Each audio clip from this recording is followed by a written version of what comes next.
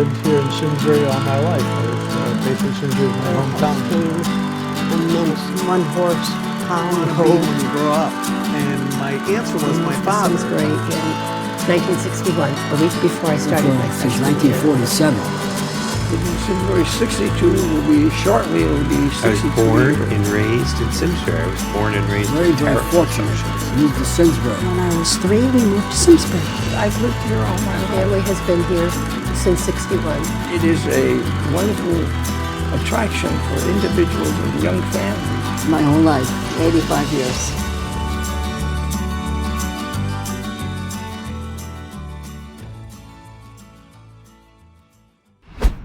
I wasn't born here, but I came here at age 3, and I'm now 83, so it's about 80 years ago.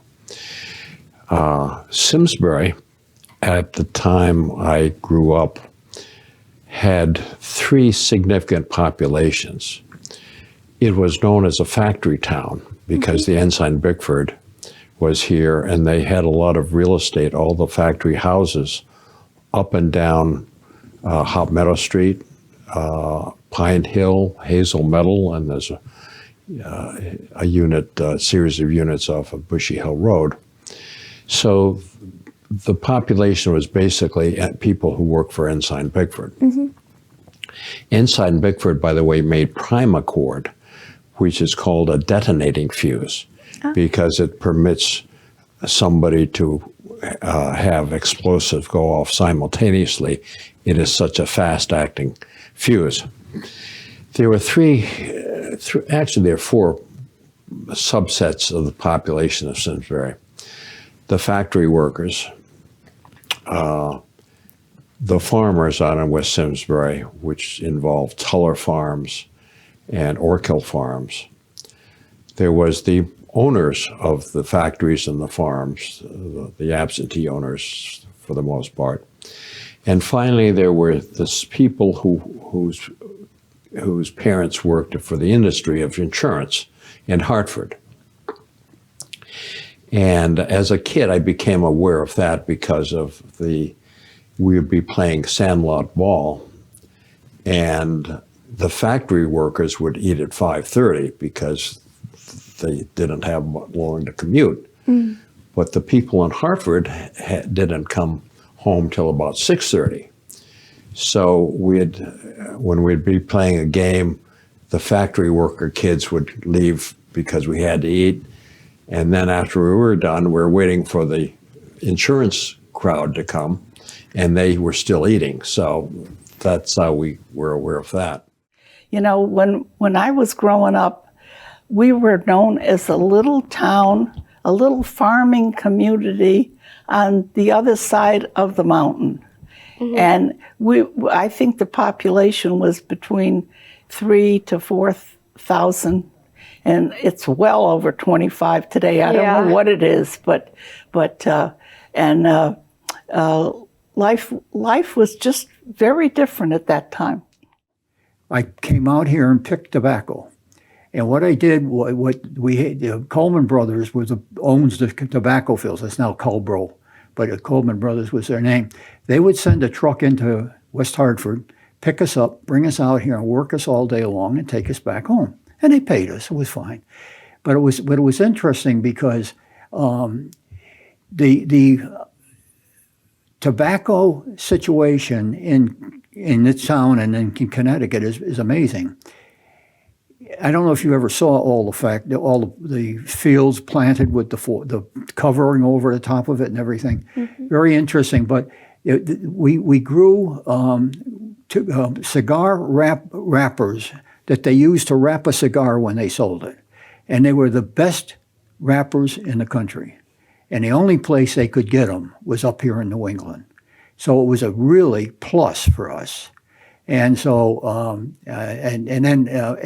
so what I would do, we'd come out in the morning, and they'd have the fields all set up, and our job was to go down through the field, and on both sides pick 2 or 3 leaves off of each bottom of a plant, and we would go down through the row and then come back, and as we went along, we would pile it and put it off to the left, and they had a number of men who came up from Florida and the South, and spent the whole summer up here. And they had they had homes for them and all this kind of stuff. So they would then come along with a wagon, and they'd pick up the tobacco we had cut. And we would go through the field and take off the first 2 or 3 leaves from the bottom.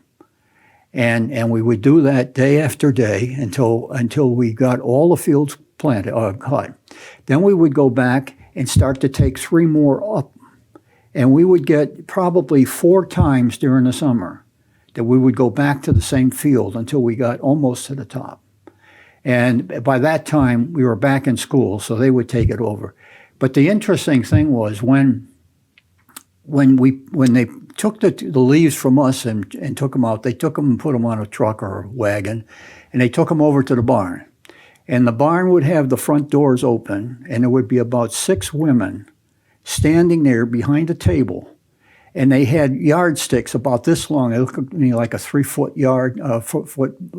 thing. And what they would do is they would take the leaves and sew them onto this piece. And when they got it filled, they then gave it to somebody, and they had people up in the rafters. And you would hand them to them, and they hung them. And when they got through, the entire barn would be filled with tobacco. And they'd seal it up and wait until they sold it. Well, the population was about 5,000. Can you imagine it? It's about 25,000 now and 5,000 then. I remember this sign that was on Huff Meadow Street, right near the entrance to Westminster School. Mm-hmm. And it said, Simsbury, Connecticut, thickly settled, drive slow. And years later, I think, well, gee, the population was only 5,000, you know. So that was kind of amusing. I grew up on the Aaron Eno farm, which is just to the right of Simsbury Bank, mm-hmm. which soon to be Liberty Bank. And that was my great-grandmother's farm. So I grew up with my great-grandmother, Eno.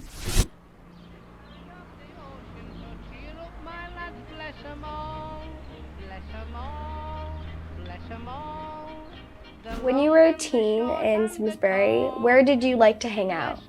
Where did I hang out? Well, it wasn't too exciting. So our big thing was the Eno Hall, this place here, and we go there to the movies every weekend. Oh, wow. And it was either 25 or 35 cents. I can't remember which. When I was a kid, mm-hmm. It was probably the Eno Memorial Hall. Really? Yeah, because Friday, Saturday, and Sundays they had movies. Really? Upstairs, yeah. Huh. And it was interesting. So that was one of our favorite spaces to go here. Eno Memorial Hall, they would have movies. And if it was a doubleheader, it was always a cowboy movie. They were so boring. But I mean, there wasn't much choice, you know. There wasn't any other place to go for movies. And so you'd sit through these cowboy movies, you know. And I began to notice that there was this huge rock. There would be Gene Autry or Roy Rogers, you know, one of those. And there would be this huge rock, and the cowboys would be behind this huge rock in the movie, shooting at the Indians. And that same rock would appear in quite a few cowboy movies. Obviously, they weren't changing the background very much. Well, the Eno Memorial, which building we're in now, used to have movies every Friday night and Saturday afternoon. And that was the big event that we had. We would really get our money's worth. We'd get the feature, we'd get the newsreel, we'd get specials like Tarzan and stuff, yeah. And we'd get cartoons. And then if our mothers went with us, why they'd have dish night, and I know my mother collected a whole set of dishes by coming to the movies.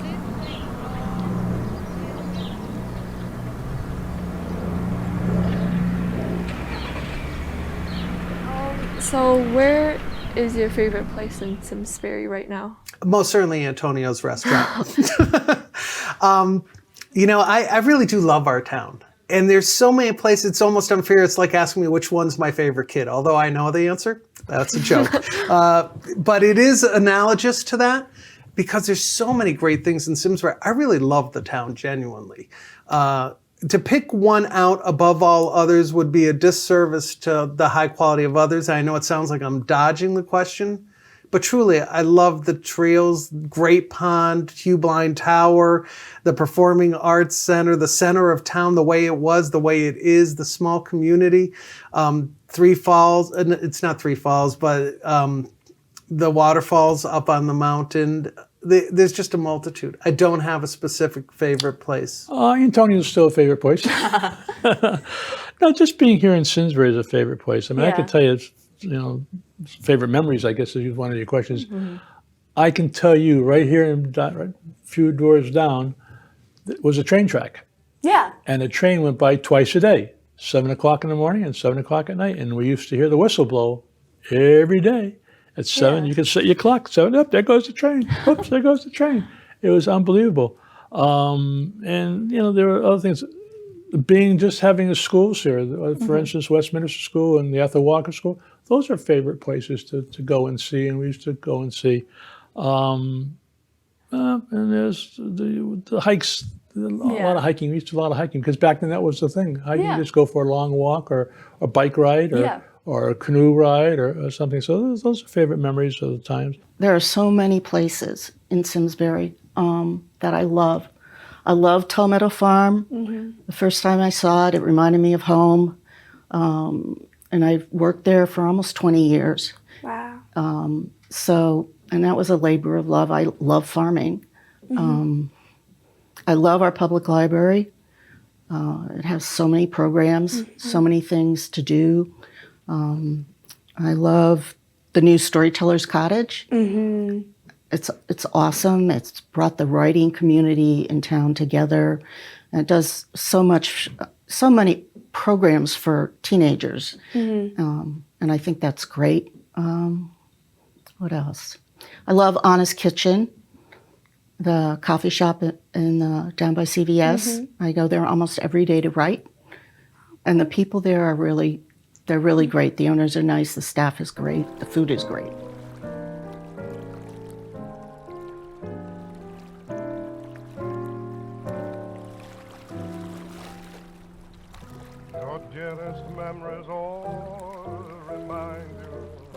I love the Flower Bridge. When I was in school, it was the bridge. It was the way you got over the river. And we had a carpool, and we drove over it every day. I drove over it on the way to school and from. You have to wait till the cars. I didn't drive because I didn't drive till after I was out of school. You'd have to wait for the other cars to come across and go across. I always thought that was a very pretty part of town, and then when we were away, when they turned it into the Flower Bridge, I love just sort of hanging out around there. We'll wander hand in hand. Shadows will vanish. And we had a friend out here in Simsbury who lived right across from the Flower Bridge over to where Warmers is now. And they had a little farm there. So they suggested to my dad that he come out and start a farm so that we could eat off of it. So during those years, we would come out every weekend and we would grow our crops. And my dad, my grandfather, my brother, and I would come out and spend all day Saturday. And they would also spend other time too. But we had a pretty good sized garden. And fortunately, from that garden, we acquired enough food. And so we were able to can it and put it away and use it. And so it took us through the Depression. And it was really interesting because the Depression started to edge in about 1935 or 36. And the reason is because World War II was beginning to become an issue in Europe. And we were becoming involved in it because we started to produce things for them. So that kind of brought us out of the Depression and put us into World War II. I was a World War II veteran. I served in the Navy with the 4th Marine Division in the Pacific Islands of Tinian and Saipan, primarily, north of Guam. almost 20 months on Pacific Islands. You've heard of Guam, 100 miles north of Guam. 2 huge islands there, Tinian and Saipan. One of the islands, Tinian, is very famous. You've heard of the atomic bomb? It was from Northfield and Tinian that the bomb was flown over Japan. I was there. I was in the outfit that built those runways for the bombers. Where is your favorite place to go in Simsbury? Oh, I would say any place in Terriffill is one of my favorite places. The Farmington Rivers is one of my favorite places. The McLean Game Refuge. You know, I know a lot of little swimming holes around Simsbury because I used to go there as a kid and play there, and there's so many beautiful spots to visit. That's a difficult one because I think there are many. I enjoy driving around the town, seeing the sights. I like Toll Meadow. Good ice cream, good corn. I grew up in West Simsbury, so that's part of my neighborhood. And then I just love the main street here in town with the shops and restaurants and happenings. The best place to go that we liked, I think, would be, I'm not even sure you know where it is, but it's behind, you know where the central school is. And you know where that little park is behind there, and they have a swimming pool in there and everything? I think they call it something park. And that was the place we take the kids to go swimming and everything. Because that was because it was before they had the swimming pool out at the farm. I mean, they didn't have it out there. So the one place you could go swimming would be over at the lake in town. But with the kids, it was better to be in a contained pool where you could control them. So we spent a lot of time over there, and we did a lot of good stuff over there. We in the 30s. A group of people started the Simsbury Ski Club, which was across the river, and it was all done by volunteers. And my dad furnished the motor that ran the ski tow, and we had a ski jump and a warm-up shed. We also had one of the oldest personal public ski hills over on East Weetog Street. It was called the Simsbury Ski Club. And it was a rope tow from a motor from the truck. It went out of business when Ski Sundown was started over there in New Hartford. So, but that was, I really loved it. How we ever skied.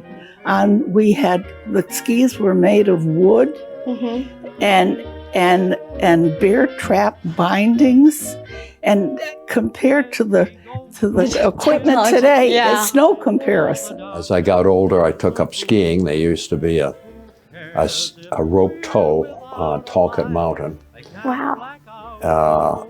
And I remember learning to ski by going up the rope tow, just for the fun of going up the rope tow, and then walking down. And then I got tired of walking down, so I started to ski across and fall down and ski across.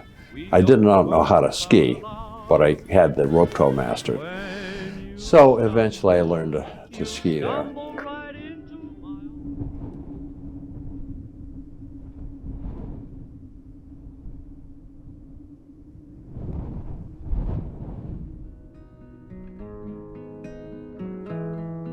I grew up in a little neighborhood off of Bushy Hill Road, which is near where the high school is now. And it was called Little Italy because my parents immigrated from Italy. And I have 2 older brothers. I had 2 older brothers, and they were like 13 and 14 years old when I was born. So by the time World War II started, they were drafted into the service. I was only like 5 or 6 years old. And so I don't really remember a whole lot of them being home, like all of us sitting around the dinner table or anything. I was too young. But I remember them coming home, what we called then furlough, which was like a little respite, a little vacation, you know, from the service. One was in the Marine Corps, the other was in the Army. Anyway, we only spoke Italian in the house. And, but the whole neighborhood, with the exception of maybe 2 or 3 families out of, I think there were 10 or 12 homes, weren't Italian. But we still called it Little Italy. And all of the older kids in the neighborhood kind of looked out after all of us younger ones. The older boys, for instance, would build a fire in the gutter alongside of the little street we lived on, and we would roast corn from the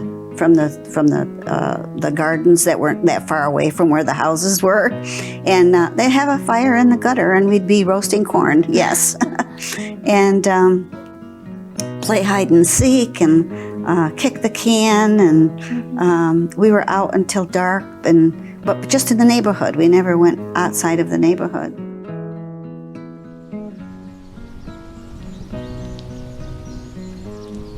It has changed immensely. We never had Iron Horse Road that we have now. That was never there. That's what it was like years ago. And now it's a very busy, Simsbury is a lot bigger than it was when I was a child.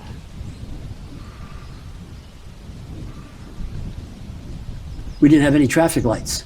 Not traffic lights at all. To tell you the truth, we didn't have many stop signs either. And we had a lot of dirt roads. Don't forget, it was only 4,000 people, now there's 24,000. So there's got to be a lot of changes made.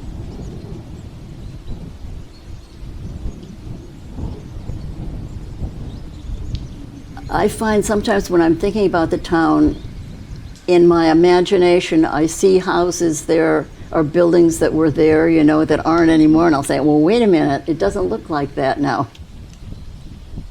Of course, it's the population change. There were a lot of fields with just grass and wildflowers that most of it has buildings on it now.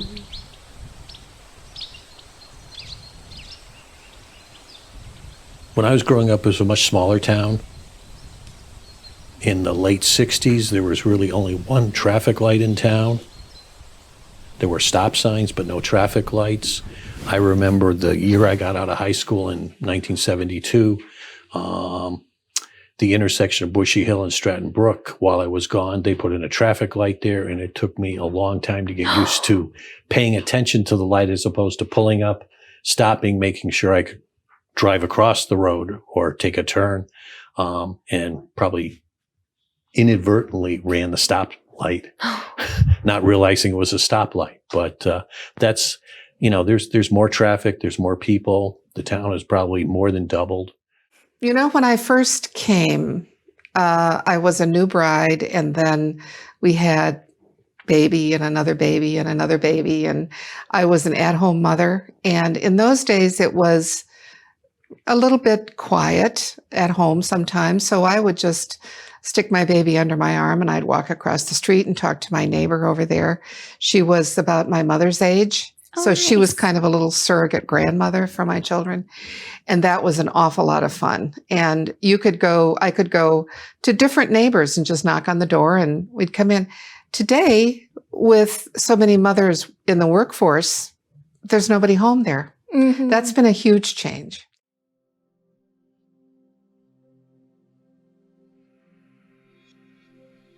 I remembered how when we played softball, first base was a stump, second base was a stump, third base was a stump. And I thought, boy, there were a lot of stumps around, you know? And then I thought, oh, that's right. I remember the 38 hurricane. I remember being on the farm and looking out the window and seeing the trees just blown all over Hop Meadow Street. Yeah. And so that's why the trees had been lost, and so they just cut them off, and there were so many stumps around, and we used them as bases in softball. And then as far as a town all working together to help one another, I think of the flood of '55. That was a terrible flood. So many people lost their homes, and it was just a terrible time. And you know where Abigail's is? Yes. Yeah, that used to be the Pettibone Tavern, and the river came right up to the first floor, and that's how bad it was.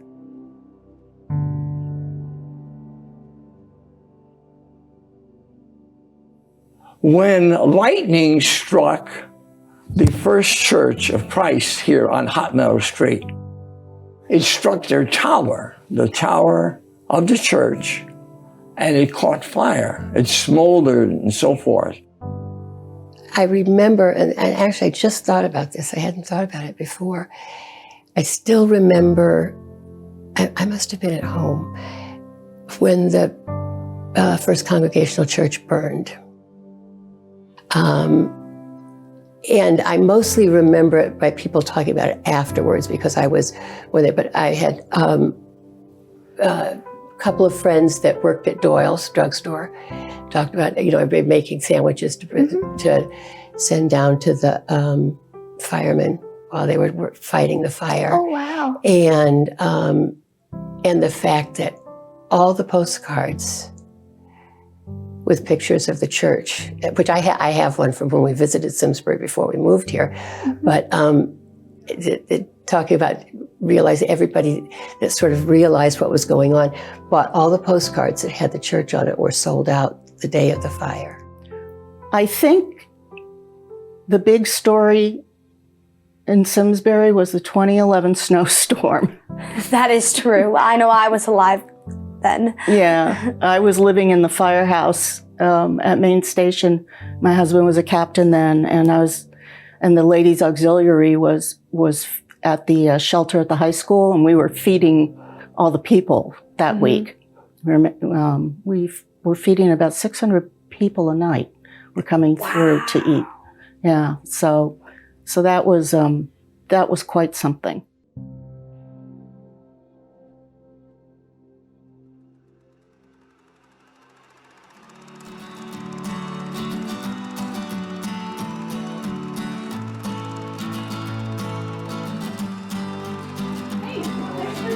So did you have the beard, mustache, or a goatee? I didn't have anything because this would have been 50 years ago. I didn't have facial hair then, but ever since I got out of high school, I've had a beard. That's great to have. It is. Did you get any back there?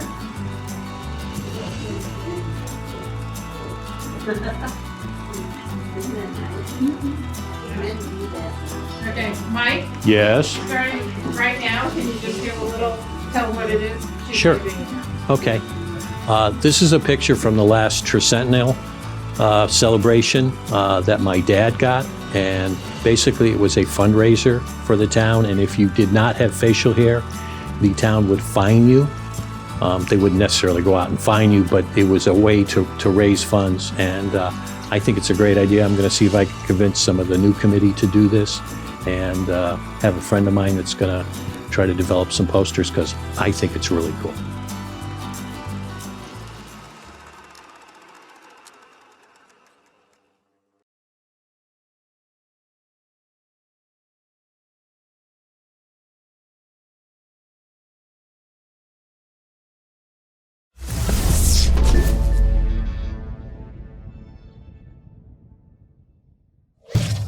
Funding for Simsbury Community Television is provided in part by contributions from viewers like you. Thank you.